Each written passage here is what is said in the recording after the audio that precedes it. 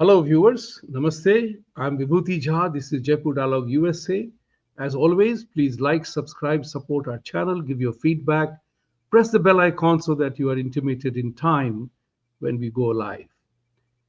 Today, we wanted to talk about, in continuity of Pahalgam, the disaster is very serious, and we have to take this very seriously. And we know that significant amount of emotional outbursts are going on. One of the defense ministers of Pakistan said that we have been, and he's on TV, we have been lackey of the West and America, and we have been doing their bidding for all these years. It's a confession. Then you had Bilawal Bhutto, who said, who said that the water is ours, the blood will flow in the water. Such rhetorics, it is emanating, in my opinion, from fear as to what could happen to them. So I'm posing this question to two of my guests today, both of them, whether whether Pahalgam is Pakistan's death wish. And India has to reckon this part of it very seriously, that whether we will allow their strategy of death with thousand cuts to continue to work. And this is not the first one, and this won't be the last one until we choose to stop it forthwith. To talk about this issue, I have great pleasure in welcoming two brilliant minds coming from two brilliant institutions from India. Dr. Adityanjee is All India Institute of Medical Sciences Delhi's graduate. He's a physician, he's a psychiatrist, he's located in Ohio, here in USA. And in addition to his practice, he has two very prominent organizations that he's working with, and he has established those. One of them is Council of Strategic Analysis, CSA, of which I'm also a part of a board member. And CSA does strategic analysis, and he invites significantly powerful people to talk about issues that are global, geopolitical, and strategic intent. He also runs a body on international human rights, and that has done some outstanding work, publishing papers and bringing the truth to the people, to us particularly. The second gentleman is Mohan Sonti, who has been on my conversation many times in the past. Man who believes in numbers, an IITian from Bombay, and he has extensive experience of working in American industries, defense, and now in semiconductor industry. A brilliant mind. And so I'm going to throw the question out to both of you, starting with Adityanjee. Do you think Pahalgam is Pakistan's death wish? Nothing can be, more aptly said than that. We do know that since 1947 onwards, and, first time at the time of so-called, tribal invasion in Jammu and Kashmir, Pakistan has continued with the policy of death by thousand cuts, sponsoring terrorism in India one way or the other. So you rightly said it is not the first, it is not the last time. There was a terror attack in June of 2024 on a bus in which 9 people lost their lives. And there was a major terror event in 2019 when there was a terrorist attack in Pulwama on a CRF battalion where more than 40 actually Jawans were martyred. So why it is Pakistan's death wish? Pakistan is a very unique state. And shall I add, it is also a transitional state.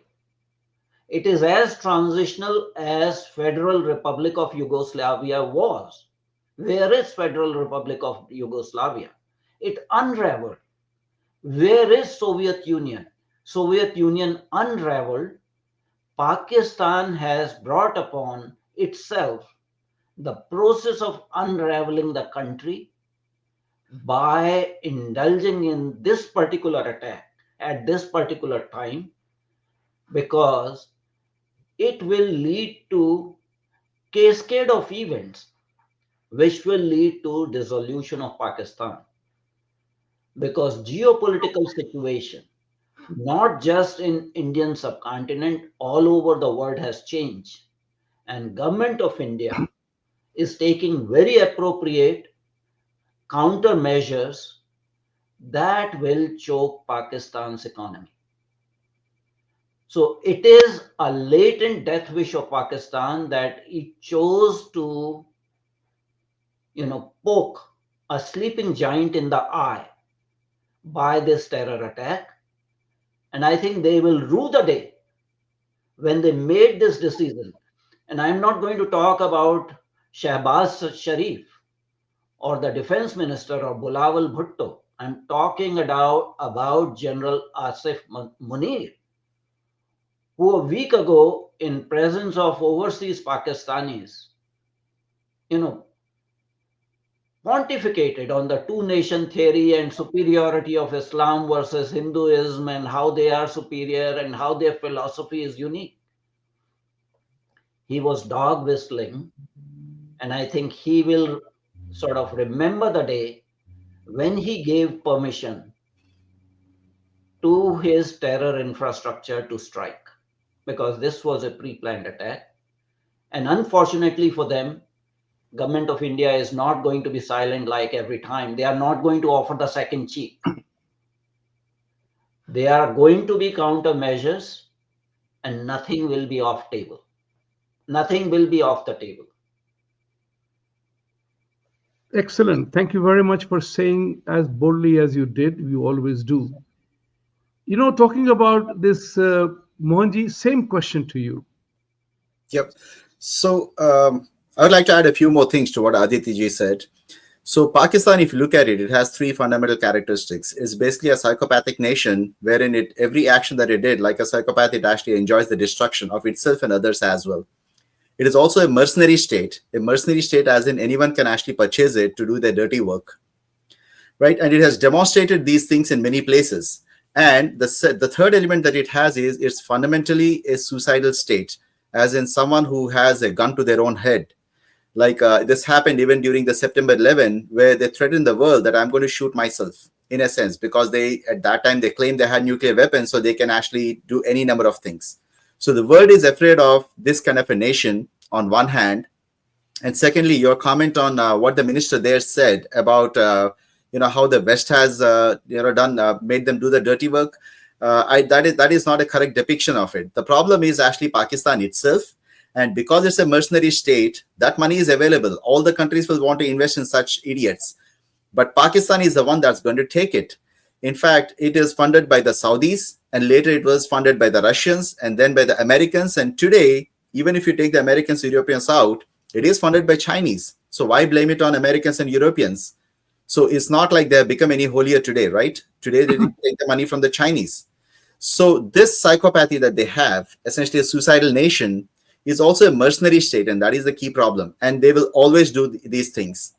And the reason I mentioned as a psychopath is it's not because it does a calculated thing, whether it's a Pahalgam or any other attacks in the past, the Parliament attack, the Mumbai attacks, and all of these things that they have orchestrated. They do not have the basic common sense like most other nations. They see what is the benefit that I have, and they do what is going to be the retaliation. So they have some basic analysis. Pakistan does not have that. They almost inherently enjoy that kind of a destruction, even if it means a destruction to themselves. Even if it harms them, they still do it. It's in their nature. Like, the story about scorpion, right? It's in their nature to sting and bite, not because it has any benefit out of it, and nor is it any strategic benefit, or it does not worry about the retaliation either. So this kind of a suicidal nation is a problem to the whole world. It's a problem to the whole world. But what is very fascinating is that the world has opened up and commented very strongly about this, including DNI Tulsi Gabbard, the State Department, and the President himself, President of US himself, Macron, French President. So you have seen a tremendous amount of outpouring of support for India. China is quiet. China has not said a single word. But China always plays its own checkers, Chinese checkers. And Pakistan is relying upon Chinese help because they once upon a time said that China's relationship is sky high and as wonderful as that. So the war clouds are hovering. But what I do notice from Pakistani media is that they are talking about कि गरीब इंसान मरेगा, सियासी लड़ाई में गरीब इंसान मरेगा, तो किया क्यों तुमने? Why did you do that? So the question here is very important: is that how will India respond to this in multi-pronged war, striking at the right time? And there is a certain school of thought within India itself, and that bothers me. That point 0.5 group of people. Somebody did a video yesterday, which I saw myself, in which he was pointing out the tragedy that will hit India, this and that. But there is very important thing, Adityanjee, this particular thing is coming to you again, is that this war, strong countries don't fear war. If you want to be recognized as the world power, you have to exercise that power sometimes to demonstrate. So today, for example, USA lost Vietnam. They ran away from Afghanistan. They had a poor showing in Iraq and other places. But nobody dare fight with America.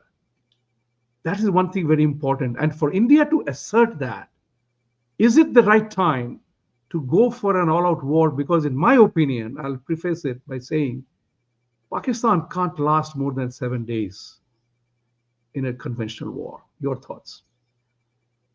I think that is very obvious. Pakistan lost its eastern half in 1971, and that is again because of their poor calculations.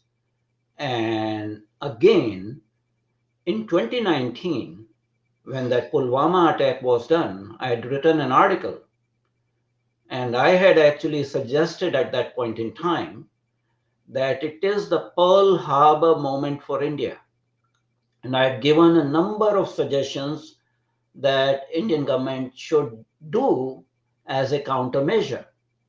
It's just not enough to do one surgical strike on Balakot that was done in 2017. It's not just enough to, send back the military attaché. It's not just enough to, cancel the visas. You have to have a multi-pronged, multi-dimensional response to this. And yes, it is India's moment. And there are a number of things that can be done and should be done. I'm not saying all out nuclear war or a full scale war, but there are a lot of things Indian government can do and should do. And as I said in my opening statement, nothing should be off the table. So canceling the Indus Water Treaty, which is so unequal, so blatantly against India's interest, that you have 6 rivers originating from your own state and you are giving 80% of the water to Pakistan. I think that nonsense has to stop. In 2019 article, I had said that government of India must stop flow of water through these 6 rivers, because even through the 3 eastern rivers, the surplus water was going to Pakistan. Yes, that will choke the economy. And yes, it's not my concern what the poor people of Pakistan suffer, because they opted for it. They have always been in bed with their rulers and their army. So that is one dimension. But total economic boycott of Pakistan, withdrawing the MFN status to Pakistan that was granted, downgrading the diplomatic relationship. They need to actually declare the Pakistani High Commissioner to India as PNG, pack him back. The territory of the princely state of Jammu and Kashmir is India's. It is under illegal occupation by 2 countries, namely Pakistan and China. They are in cahoots with each other.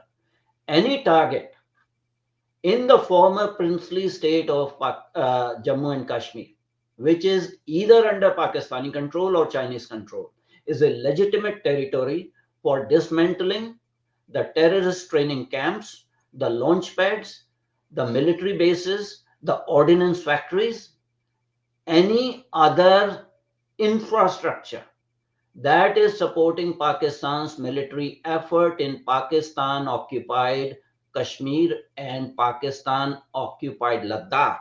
And actually, in my 2019 article, I did not use the word Pakistan occupied. I used the word Jihadistan occupied Kashmir. That includes Gilgit, Baltistan, the area of Union Territory of Ladakh that borders with the Wakhan corridor in Afghanistan. I think till we are able to do that, we need to have the military pressure on, because till you normalize the situation and have decisive victory by controlling the entire territory of former princely state of Pakistan, this delusion about defeating India by supporting terrorism in this particular state will continue. So there is no need to pacify, there's no need to look for permission from London or Washington DC or from United Nations in Geneva or New York or whatever. Do the job. Learn from other powers or emerging powers. Look at what Israel did after October 7. Relentless pressure on terror infrastructure is the need for the day. And I hope government of India rises to the occasion, because you have to do a surgical decapitation of terrorist infrastructure. And whatever is required, I am not being a warmonger by saying go for full-scale war, go for nuclear exchange. Short of that, there are a lot of things you can do. And because legally that territory belongs to you, it is under illegal occupation, you have full rights under international law to protect your territory from the people who have occupied it illegally. And as for the terror attacks in Pahalgam or Pulwama or whatever, under UN law, you have responsibility to protect your own population. So if you keep on having a barrage of terrorist attacks, so be it. Let this be taken care of once for all. We don't want every 6 months a terror attack sponsored by Pakistan, condoned by China, condoned in international fora, whether that is United Nations Security Council, whether that is FATF. China will continue to come to the rescue. So this is the moment when you have to put a full stop and end these terror activities. Whatever happens to Pakistan is not my concern. Yeah, I would like to add a few things. Yes, please go ahead. I mean, just adding to it, but a slightly different perspective to this problem is that as far as war goes, wars are very serious affairs, and there's going to be a lot of damage, not just in terms of the human death toll, but also in terms of how the economy and other things are affected. Now, if you have seen the war between Russia and Ukraine, a lot of nations have actually supported Ukraine. It has nothing to do with any righteousness on why they want to join NATO. It's basically it weakens Russia. So if we just go to the war, there is going to be international forces that starts playing into this, because any dirty thing, everybody is going to join in to see what pie I can get out of it. But what we are doing right now is not a preparation for the war per se, but what we are doing is, I think most likely, this is my opinion, is there's going to be a strong punitive action, but we are preparing for an eventual escalation to a war, just in case it escalates. Something that they have learned from Balakot, that after the Balakot strike, Pakistan, I mean, no one expected that, but anyway, the Pakistan sent its fleet, right, of aircrafts. So this time we are better prepared and saying that if you escalate, I am ready to escalate, something to that effect. But the actual action that we intend to do, I think, is about every time there is this kind of an attack, we take a little chunk from them. And something like not just a surgical strike, but a bigger chunks every time.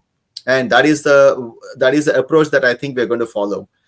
But in case they escalate, yes, this can go to war. And will the Pakistan last 7 days? I really don't think it is 7 days. You said 7 days, but I think they have the supplies only for 3 days. That is my information. Yes, only for 3 days. In fact, 7 days is what they lasted in 1971. Right? They lasted for about at most 2 weeks or something like that. But now they don't have that kind of supplies. And at that time, they had fantastic relations with America, UK. Everyone helped them. But today, they are not going to do that. So it's probably 3 days, and very unlikely they will escalate to a war. So we are preparing for a war. But at the same time, will these attacks stop once and for all? No. For as long as you have this Islamic jihadists, this is never going to stop. because they're in their national element. It's in their nature. They'll keep doing it. Not just there, they will do it everywhere.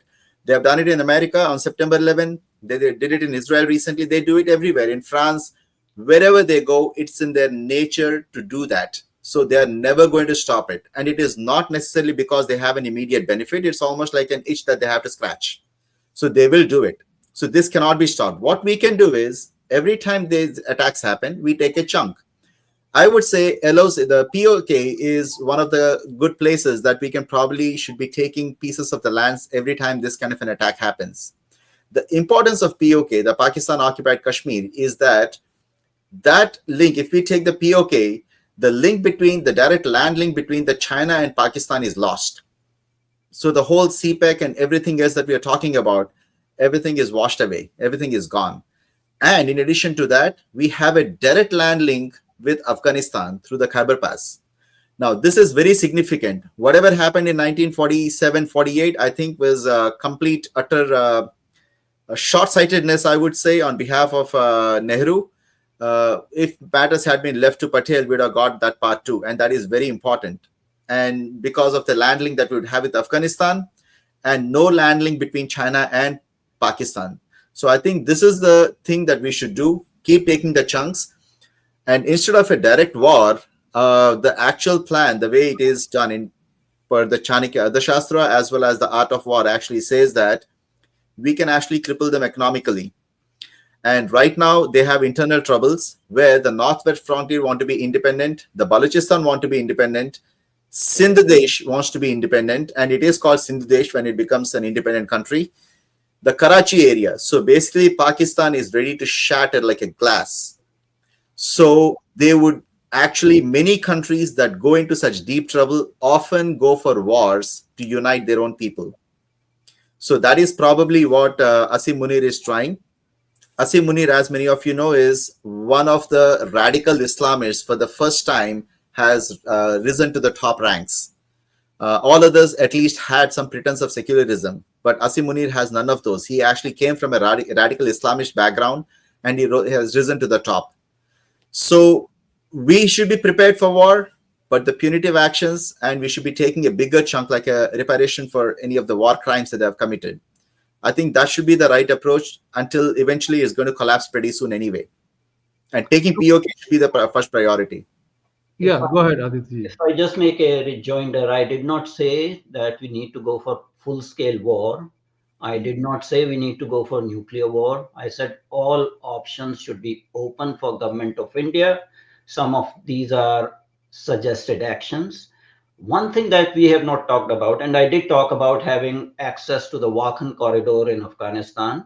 One thing that we have not talked about, you have to do target selection very carefully. And one of the targets that can actually cause economic chaos in Pakistan is the Karakoram highway.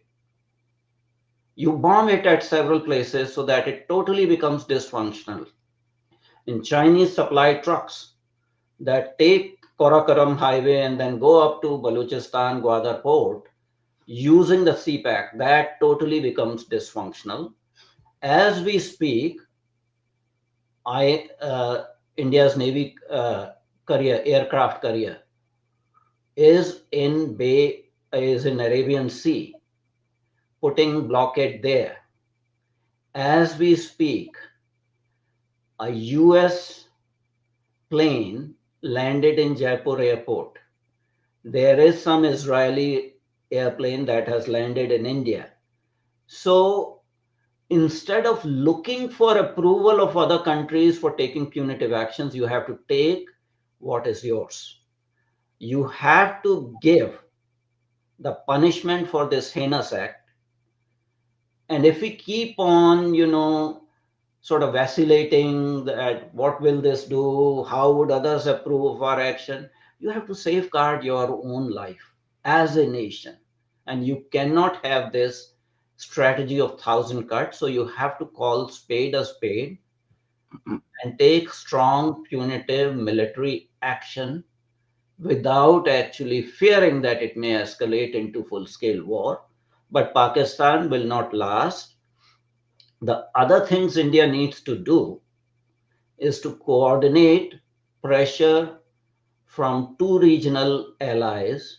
One of them is Iran, because Pakistan keeps on doing terror attacks in Sistan, Baluchistan province of Iran also, from time to time. Uh, and also, Pakistani Taliban have been doing cross border raids in Afghanistan. So, a pincer like action from three sides will totally unravel Pakistan if it comes to a kind of regional war or something like that. But India should not keep silent, because it will lead to war. Most of the time, India has not taken decisive action because of this fear. And I wish. Actually, one point I would differ is the it is, I would say, like Modi government has actually taken a decisive. It is not just the fear; it is basically the previous governments actually were useless governments. Even for 2008 attack, they haven't done anything, not even the punitive action. They had not done The anything. Congress government is substantially part of that. And under the four leaders of Congress party, the four generations, all of who until Rahul Gandhi claimed to be a Kashmiri Pandit, that's whatever he wants to claim, even though he's nothing to do with it. But the Kashmir completely went out of hands. So Congress party actually has a proactive role in that.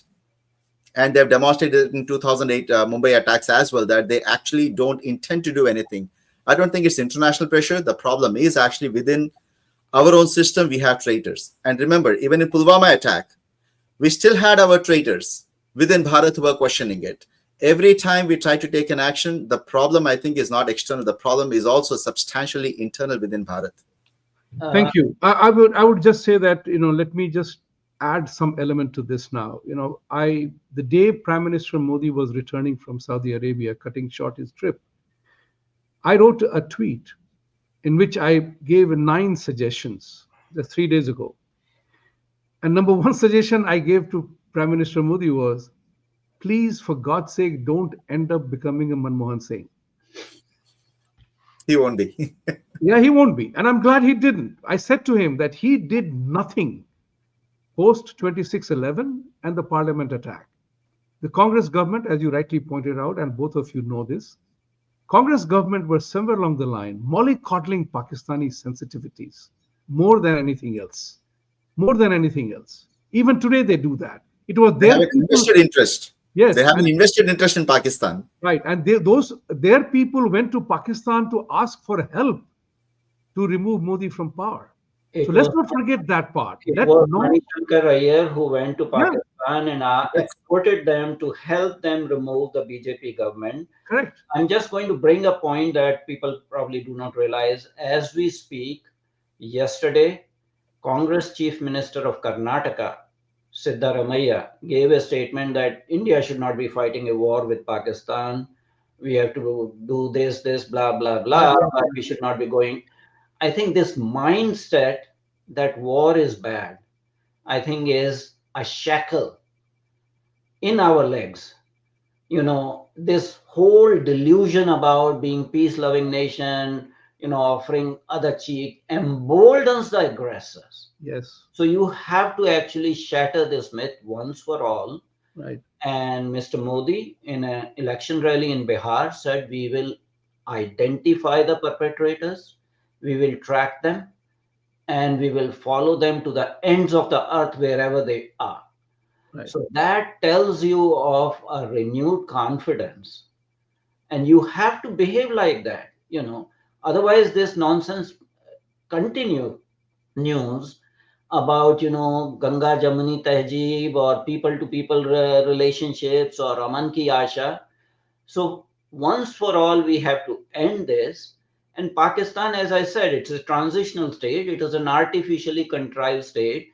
It is imploding from within.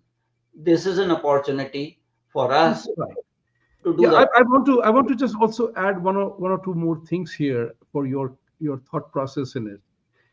Following the abeyance of Indus Water Treaty Agreement and those steps announced by the government of India, and Prime Minister Modi did take 5 of my suggestions that I gave in my 9 point. One of them was downgrading the embassies, downgrading the relationship, including expelling, canceling visas of all Pakistanis who are in this country, and also cancelling all economic relationship with both countries, Bangladesh and Pakistan. Decisive steps have been taken in that regard. One question that comes up: Pakistan has withdrawn, has cancelled the Yeah. Shimla agreement, I, and I want your comment on that, Mohanji. I'm coming to you. That yes. they have cancelled the Shimla agreement, and so line of control doesn't exist anymore. What opportunity it is offering to India now? Your thoughts on that, Mohanji? Same thing to So you, Adityanjee, after this. you're given a bunch of suggestions to, like you said, to the Modi government in your tweet. But yeah, this came as a surprise that Pakistan also offered something. Basically, I mean, this is the most foolish thing that they could have ever done. Because what does Shimla Agreement actually mean? Shimla Agreement was signed in July of 1971, right? After the war, 1972, I'm sorry, after the war. So in this Shimla Agreement, there are a few key features. One of them is returning the 90,000 plus prisoners of war that we had, and we were going to return that. And second is returning all the land that we have taken after the war. We returned all of that. And the third is to say that everything is going to be a bilateral relationship. Any disputes will be resolved bilaterally. And the fourth aspect is that the line of control is going to be the de facto, not exactly like a border, but the line where we are going to have the standoff and not proceed any further than that, right? These are pretty much the four key features. There are a few more things, but these are four key features we have to remember. Right. Now, Shimla Agreement, for whatever reason it was signed, I think Indira Gandhi ji signed it for, in my opinion, and entirely biased. It's completely meaningless because we won the war. And, as one of the journalists has put it, everything we gained in the war, we lost at the table. Because the entire Shimla Agreement has not one thing that is favorable to Bharat. Not one thing. Because we are returning 90,000 prisoners of war, we need to get something. We could have gotten something else. I know there are people who will say there's pressure from USA, UK, and all of that. Despite that pressure, we did go to war. In fact, America did send its 7th Fleet, and it did give a command to go and nuke Bharat if needed. They went all the way to that end, but we still went to the war. So I really don't find it viable to accept an argument that says we came under the pressure. I think it's Indira Gandhi who did not have the spine. I mean, she's called by many names in the past, but certainly, just to clarify things, Vajpayee ji himself has clarified that he never called her Durga. All right. So she did actually go there and lose everything at the table. So of the four things, what Pakistan thought was, so essentially under pressure, when we gained zero, the entire Shimla Agreement is favorable to Pakistan. The last people to say the Shimla Agreement should be abandoned should be Pakistan. So we have bigger fools on that side than you could have imagined. I mean, that came as a surprise. And how can you be so foolish? What they thought was the bilateral relationship, which is part of the Shimla Agreement, saying that all the bilateral disputes should be resolved between India and Pakistan. But they did take the Kashmir issue to United Nations over and over again. One of the inheritance we got from Nehru, right? He took it to United Nations. But Shimla Agreement is supposed to nullify that. It's supposed to say that every issue is bilateral. But still, Pakistan broke every aspect of it and took it back to the United Nations. The 90,000 plus prisoners, we have returned them after keeping them for almost a couple of years. I don't know why we are feeding them for a couple of years. We could have returned immediately because we really gained nothing out of it. We returned a substantial portion of the land. I think it's 30,000 square kilometers or something that we have gained. We returned completely. And we got nothing from the Pakistan-occupied Kashmir. And nothing about it was favorable to us. And abandoning Shimla Agreement, I think Indian government should say, thank you, idiot. Yes. I never expected this. Because when you abandon that, you're saying the line of control, which we're treating as a de facto border, right? So all of these Shimla Agreement, we were abiding by it, but Pakistan really did not abide by any one of those. But today, when they abandon it, it's like telling India that, okay, we can just move ahead. We can cross the border. So Instead, they think they can take the Kashmir issue to the United Nations. if I may join at They just did it. I will come in here with one thought here. Remember, these people are very sly. They are not straight people. So reading that part, perhaps the goal of Pakistan is that India is not listening to us anymore. Bilaterally, we cannot contest with India anymore. India has become the 4th largest economy in the world, and the entire world is looking at India for economic activity and political relationship. kudos to Prime Minister Modi for having established India's stake as high as he has done. So now, by abandoning Shimla Accord, Pakistan is saying that we want to internationalize the problem now. So No, no, no. international One second, community one will second. I come. just want to say one thing. let me Yes, inter- I'm coming to you, Aditji, for this very issue. So you saw Nawaz Sharif, his brother said, Shahbaz Sharif. Nawaz Sharif said that I'm willing to have an independent inquiry in Pahalgam incident. These are the same people who are systematically abusing democratic process. They are still asking for evidence for 2611.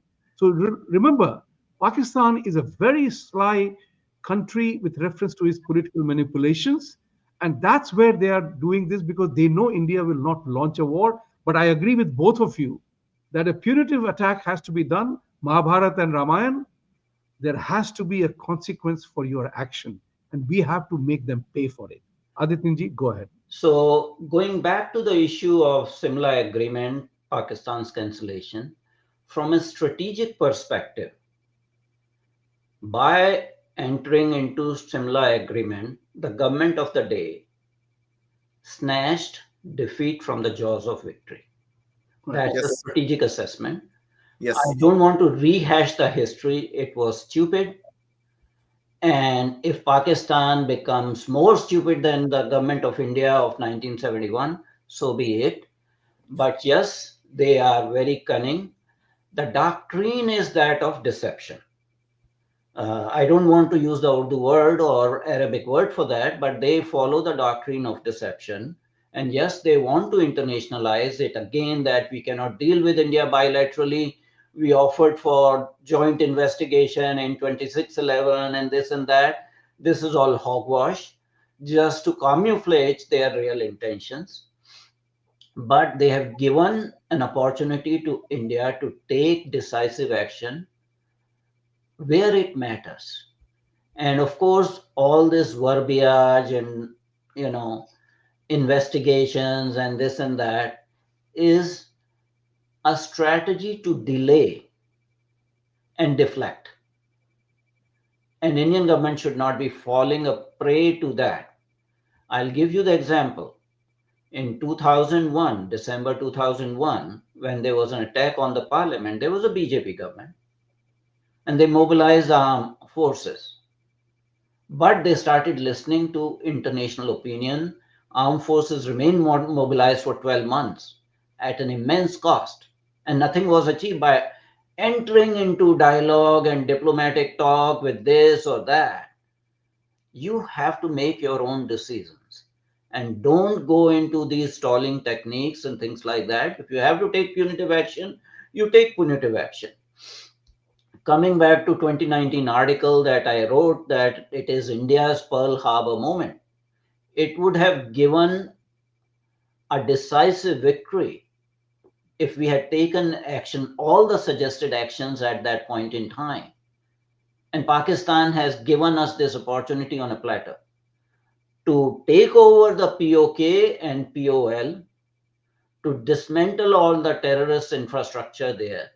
And just imagine, because when this bogey of, Kashmir belongs to Pakistan goes away from both sides of the border, from the, elements within India who are pro-Pakistanis, and in Pakistan itself, where they say that Kashmir is our jugular vein. If your jugular vein is gone and entire, territory of former princely state of Jammu and Kashmir goes to India, the raison d'etre for Pakistan's existence will collapse. And the nationalities, the ethnic nationalities, whether they are Baluch or Sindhi or Pathans or Pakhtuns in Khyber Pakhtunkhwa, they will put the pressure on. So you will have a rump state of Punjabi Pakistan, because none of them like the Punjabi dominated armies, the other, these things. And this state will unravel by itself. Strike So, when the iron is hot. Okay, I'm coming back to another question on this matter. I just Another want to add a question. couple things here, just a few stats Okay, go and ahead. numbers.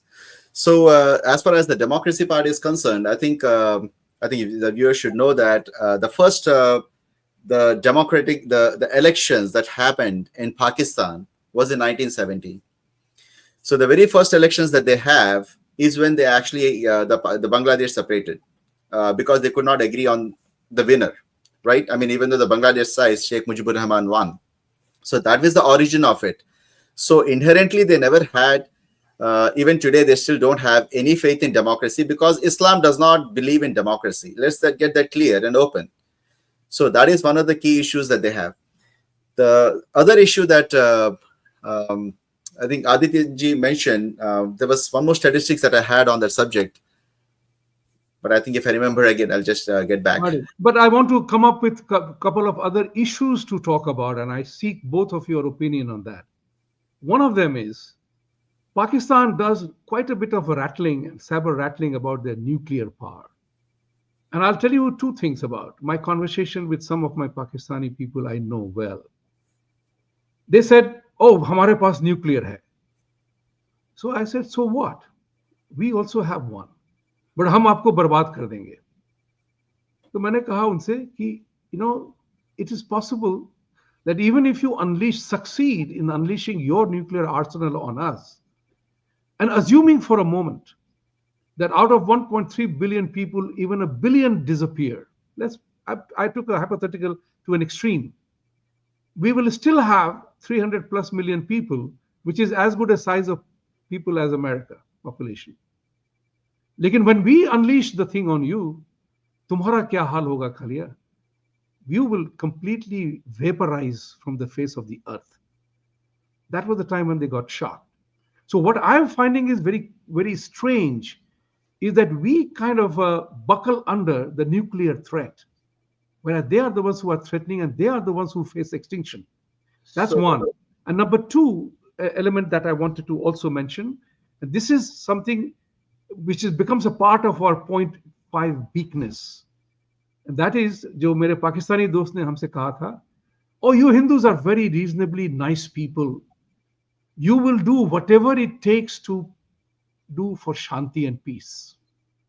And we will screw you on that."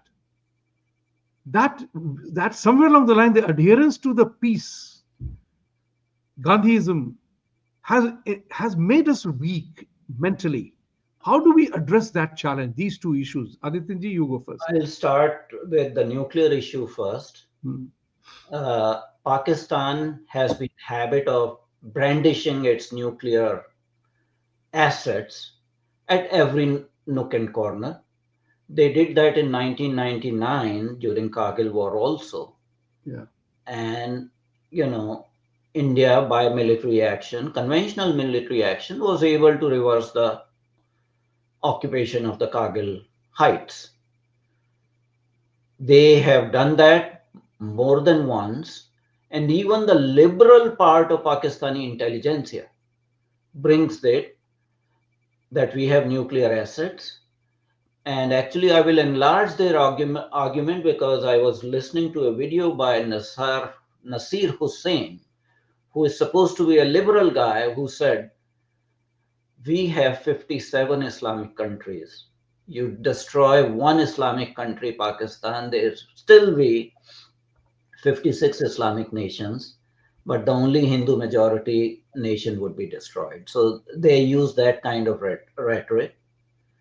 But in the current situation, that should not be the restraining reason for India, because everyone knows that, this is just an empty threat that we will use the nuclear weapons. India is fully capable of that.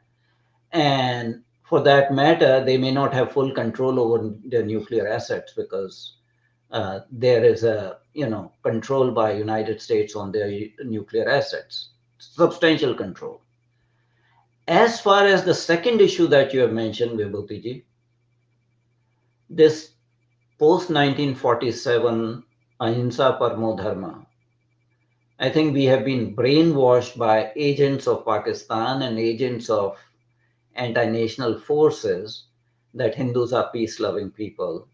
Yes, we cherish peace and prosperity, but when an injustice is done, we had Mahabharata, we had the battle between a great learned man, Ravana, and Maryada Purushottam Ram, when it was question of the righteous cause. So it's not, I mean, it's just a ploy again, your deception, your Machiavellian manipulations of Hindu psyche that you guys are peace loving people. Hindus have fought wars and have won the wars. It is the only surviving, continuing civilization that has existed for last 10,000 years, despite numerous invasions, without getting converted substantially, totally. How long did, Persian Iran lasted under Islamic onslaught? You need to take that into consideration. So when push comes to shove, Hindus have fought wars, and our scriptures also tell us that we have to fight for the righteous cause. It was Lord Krishna who told Arjuna, Klaibyam masma gamah parth naitat vayupapadyate kshudram hriday daurbalyam tyaktotishta parantapa. That is also in our scriptures. Lord Ram did not actually become weak moment For that the purposes for the purposes of our listeners, the Sanskrit what you said from Bhagavad Gita, can you translate it for understanding? it says don't be a victim of unmanlyhood. Yes. It does not behoove you to be weak and unmanly. So Chapter 2, Shlok 3. I always, that is my favorite one. Don't feel helpless. Don't feel give up desolate. this weakness of yours. Yes. Shudram hriday daurbalyam. The heart's weakness, you give it up. Give it up and rise, Arjuna. You have a war to fight. That's right. So, You, Mohanji, same two questions to you. yes, so as far as the nuclear things goes, we need to understand some technicality over there. So the first thing is launching a nuclear weapon is not as simple as just pushing a button and the weapon goes out. So normally it's a very long process on how they prepare that. I mean, they don't normally keep all the material together. The entire missile and delivery and all of them are kind of ready in some sort of a ready state, but it's not like you see in the movies that you push a button and everything is launched. It's a little more elaborate process than that. And there are a lot of satellites and other detection mechanisms which detect this entire process, about the entire launching process and how they are moved and how they are launched, and how it flies through the air and falls in the other country. We have to remember that between Bharat and Pakistan, we have a lot of surface-to-air missiles and a lot of other kinds of missiles too that also hit the target, right, surface to surface. The total distance for our missiles, if you look at it, the total distance from the border to any area in the Pakistan is somewhere between 15 minutes and at most probably like 30 minutes. But for many of our missiles, they can cover it within much less than that, which means none of their missiles are actually as safe as what people believe. I think the nuclear thing is kind of a bluff. Yes, we are worried because out of the 100 nuclear weapons that they throw, they're not going to use it anywhere else. All of them are going to be targeted towards Bharat. So the concern is, even if one missile falls through, there's going to be a substantial damage. That is the only concern. But it's not that all those missiles, assuming that they even fly today, maintaining the nuclear stockpile itself is extremely expensive process. There is a reason why we have about 200, China has 400, 500, and only Russia and America maintain like 5,000 to 6,000 missiles, because it's not just a very complicated process, it's also a very expensive process. So every country maintains a smaller stockpile that are ready to be launched. Now, Pakistan does not have the economic ability. I mean, I know their previous, one of the generals or the dictator, as they always have said that they're ready to eat grass but maintain the nuclear stockpile. So they could do that. I mean, they can live in poverty, but it's in their nature to do that. But said that, the stockpile is still small, number one. Number two, the launching process is going to take a lot of time. And number three, there are a lot of surface to air and surface to surface missiles that we have, which can destroy almost all of those launch sites. So the chances of any of those nuclear weapons hitting our country is very, very low. Very few very few are likely to hit. But that does not say that they will not do it, right? But for us, if you think about, even for the Balakot strike or any of those strikes, a lot of those things are not launched from the border. In fact, many of them are from within the country, deeper inside the country. So we could launch any of these missiles, say from Chennai or any other place, and strike anywhere in Pakistan, and there's no way for them to intercept it, right? Even after the missiles are launched, we have a nuclear missile shields from S-400 to several others indigenously built, like the Ashwin and air-to-air the defense missile system, and we have multiple shields over our main cities. Now, the question is, why should we still factor that into account? There is a saying in Telugu, which translated to English says that a madman is stronger than a king. It's because the madman, if there is a fight, he does not mind losing his head, but the king would love his thumb or a finger, even if that gets cut, right? So that's what makes a mad person stronger. Now, Pakistan and Bharat has a similar relationship. We can have some damage, and it's not going to be in large scale. Even if 1 or 2 missiles come through, it's going to be a small area. But we are not willing to lose that. Whereas Pakistan will be completely wiped out of the map, and they're okay with it because, but their Islam, there is nothing left on this earth anyway. Islam is actually all about something that is left in the sky somewhere. So this life is only transient, and including women is mostly for enjoyment for the men. So they don't really mind dying. But for rest of us, rest of the humanity wants to live. And that is the problem we have with them. Remember the madman and the king, the madman is stronger.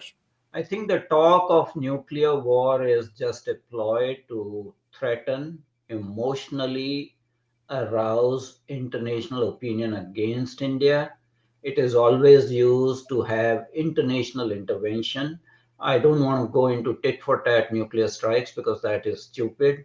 That's falling into Pakistani propaganda as to whose warheads are mated versus unmated, respective counting of numbers. This is to arouse international opinion against India, to restrain India from taking punitive action. So just leave it aside and don't be, influenced by it in your decision-making process, because it's just a rattling process for the international audience. They are playing to the gallery. They know what are the intricacies, so we should not be actually dignifying it with a decent discussion, because that is totally out of line. Great. But I have 3 more issues that I want to touch upon, and I want your considered thought on that. One of them is Balochistan. You talked about the multi-pronged attack. Both of you talked about the multi-pronged extraction from Pakistan. So Afghanistan Taliban seems to have offered India that we will support you. Balochistan is aching for India's support openly. They have been asking for that. What prevents India from, going all the way in Balochistan, just as Pakistan is doing in Kashmir?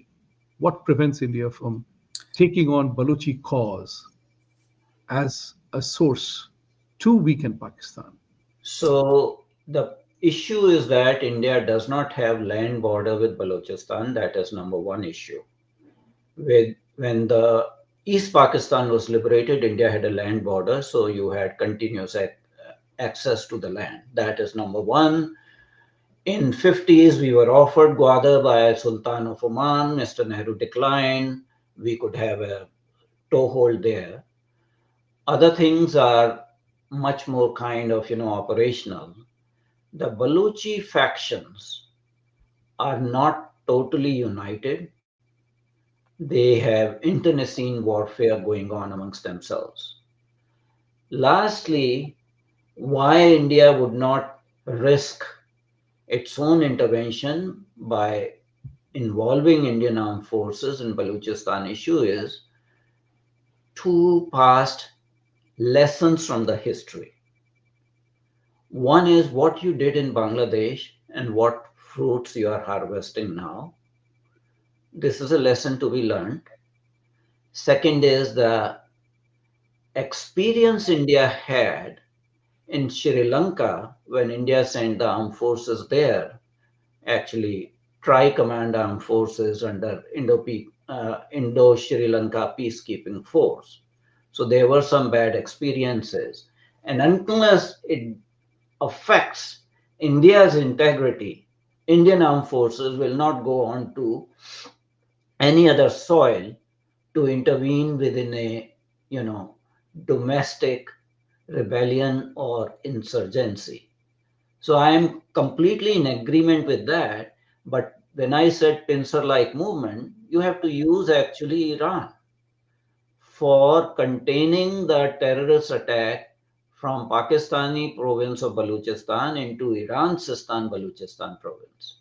Because what happens that the Sunni terror organizations are doing cross-border raids into Sistan Baluchistan in Iran. And that is resented by Iranian government. So some pressure from that side.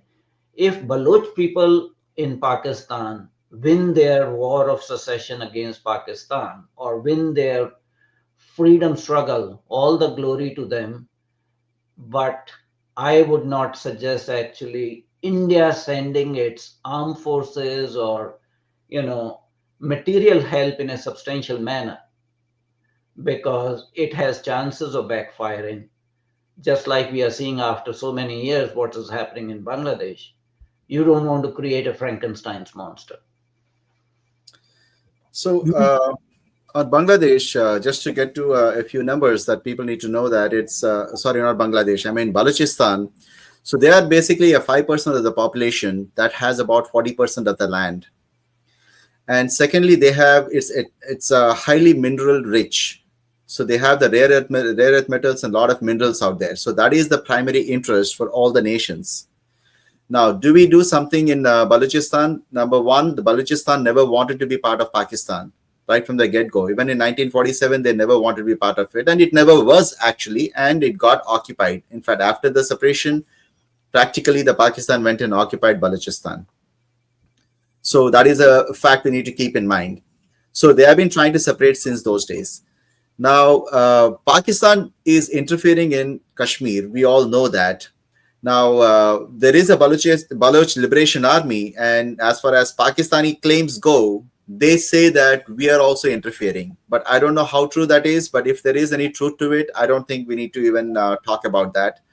But whatever needs to be done, I'm sure our government, our intelligence agencies know what to do, and they're going to do it.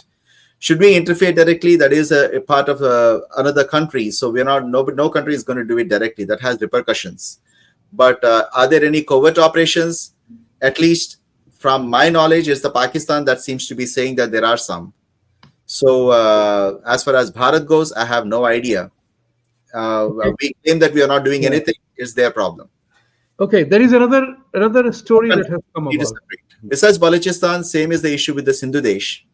Originally, Sindhu Desh was also did not want to be part of Pakistan, but they agreed little earlier.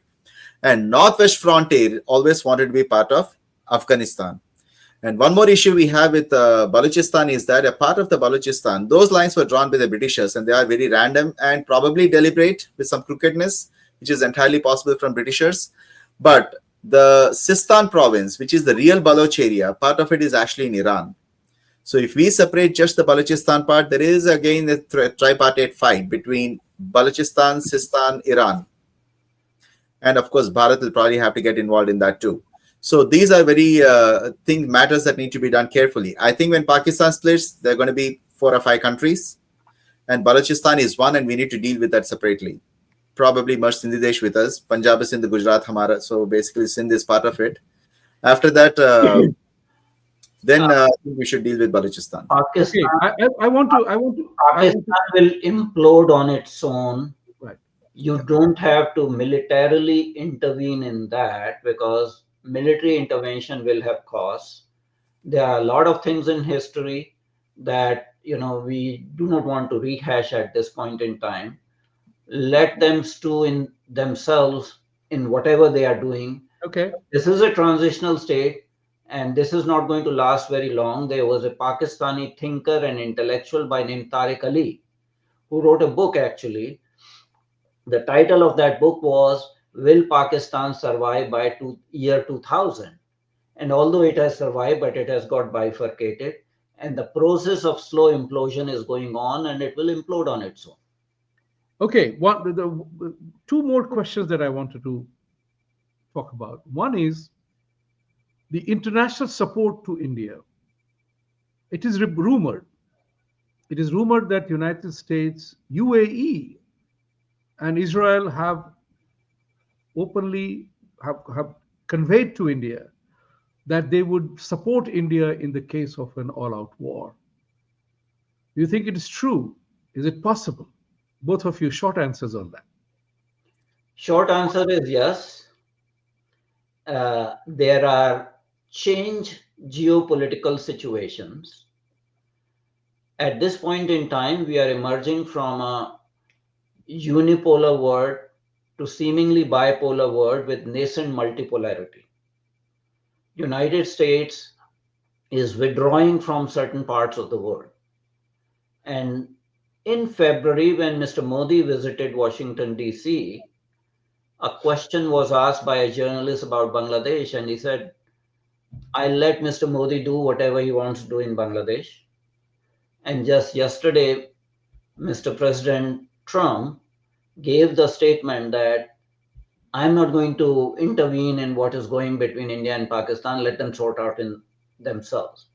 So clearly the lines have been drawn that United States does not consider that as a vital area and would let the regional power, which is India, to determine the outcome of whatever is happening there. You have to see what Pakistanis do in the West Asian countries. They are creating trouble in UAE, Saudi Arabia. So the honeymoon of Pakistan as an Islamic nation and protector of Islam in those West Asian countries is no longer there. They are no longer welcome there. They are being denied visas. They are being actually deported from Saudi Arabia and UAE. As far as Israel's backing is concerned for India, that has always been there. It was India who did that. There were times when Israel wanted to take out Pakistan's nascent nuclear program. And it has been government of India that did not give support to Israel. There was a plan to have some refueling facilities in Jamnagar in Gujarat. And at that point in time, Mr. Desai was the prime minister, and he said it is sheer madness. We are not going to get involved. So situation is changing. People are understanding Indian point of view. And if India takes a decisive action, nobody is going to shed tears for Pakistan, except for possibly one country that is north of India. Thank you. Mohan, So I think when you say the US support, there are two components to these things, right? I think traditionally US has never supported Bharat for last several decades, over 50 to 60 years. In fact, they have always opposed us, like in 1971 war too. They have always supplied weapons to Pakistan. This goes all the way to Biden administration giving about $450 million to $500 million for upgrading the F-16s. So will US support us? I think Trump supports us. Trump support. Trump is the right person who is here, and Trump is a good friend of Bharat. In fact, in the entire history of Indo-US partnership in the last 70 years, if you look at the relationship, with a small blip exception of JFK, I would say the 4 years of the Trump administration is when we made the greatest progress in Indo-US relations. There was a little blip in 1960s when John F. Kennedy actually intervened and helped us in 1962 war. But other than that, you see consistently either America has completely ignored or they have supported Pakistan very consistently for the last 60 years or so. So Trump is in support of Bharat, and that is a good thing. And this is the best time to build that relationship. Now, said that, we also have a culture like in Mahabharata and Ramayana is all about forming coalitions. So we are the only nation on the planet Earth which is friends with, say, all the two parties on any conflict, such as we are friends with Ukraine as well as with Russia and with America, and we are friends with Palestinians and with Israelis and with Iranians and with Saudis. So likewise, we are friends with Argentina and Britain. So basically, we know how to form a coalition. And this is something that's part of our nature. Learning from Mahabharata and Ramayana is all about coalitions, right? So in that sense, we are capable of taking an action. I would say if other countries don't intervene, that is sufficient enough. If they provide any support, that's an augmented thing. But we are strong enough to take the battle on our own. whether it is with China as well. Thank you. Thank you. I mean, it has been a fascinating conversation. There is one particular issue that I'm very delighted about to talk about. And I want to ask you, and this will be have to be very short because we have gone past an hour time today, is the element of reciprocity. You know, Mr. Trump may or may not realize, but by introducing the word reciprocal tariff, he has introduced reciprocity in international, multilateral, or bilateral relationship, right? So therefore, a time has come perhaps today for India to demand reciprocity because the very ideology that we see practiced by Pakistan, driven by their own texts and own mandates, violates everything that we believe in. So it's a one-way traffic right now.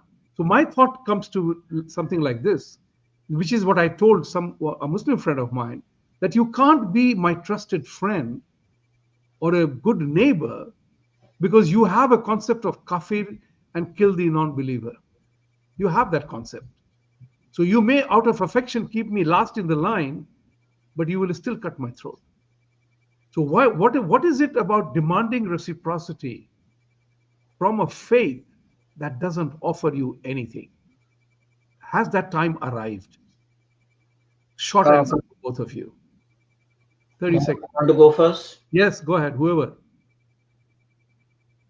Mohanji, you first. oh, you asked me. Okay. See, if you go the first statement, anytime with a Muslim, you can ask something about the very first line, that the Pledge of Allegiance that they take 5 times a day, which they call it as a prayer.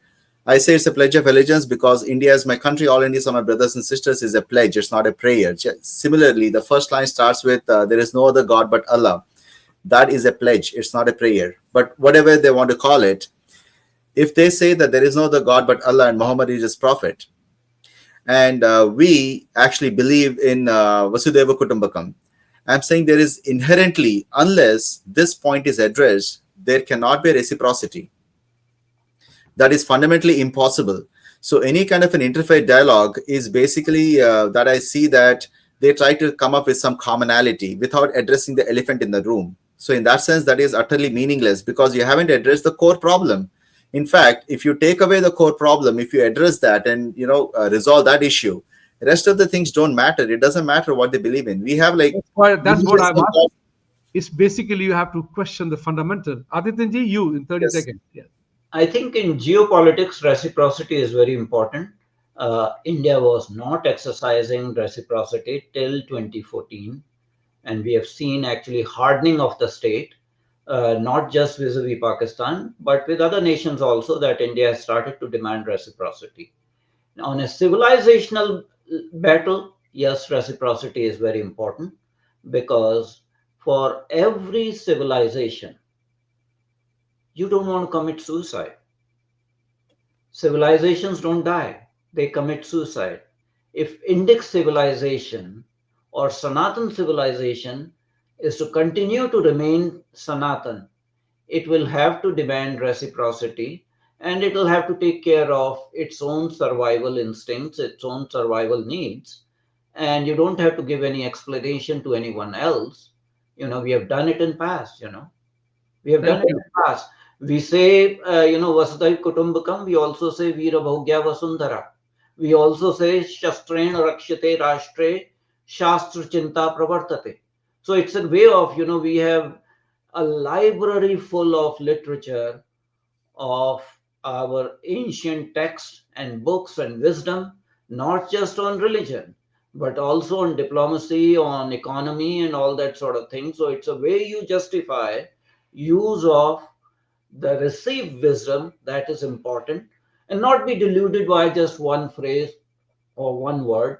Take a holistic, balanced viewpoint of this 10,000-year-old surviving civilization.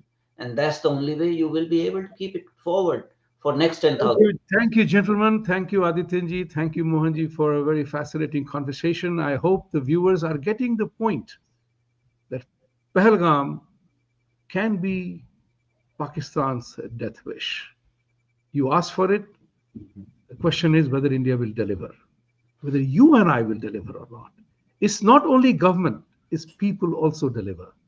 And that's where it is important for everybody to arise, awaken, assert, and act. My favorite theme. Because if you don't act, all your knowledge and wisdom means nothing. And finally, which I wanted to say was that, get going. Don't get stuck in Arjun's dilemma. Hum ye kaise kare? How do we do that? Yes, it took 18 chapters for Bhagwan Krishna to prepare Arjun for the war, but we don't have to wait for 18 chapters. We have that now. So the enemy has to be crushed. You cannot live death with thousand cuts. But Zulfikar Bhutto gave the statement, we have a 1,000-year war with India. And I want to tell you something. History is littered with corpses of men and women who forget the lessons of history. This is the warning to us. You want to live Pahalgam type of life, that wherever we go, we always suffer from the impending threat of a terrorist attack. That's no life to lead. And we have to we have to crush the enemy when he gives us an opportunity. And that's my avahan to all of us. Thank you very much for joining us today. As I always say, Satyame Vijayate, and for truth to triumph, you got to stand up for it. Thank you very much. Thank you very much indeed. It was a pleasure to be on your platform once again. Thank you very much.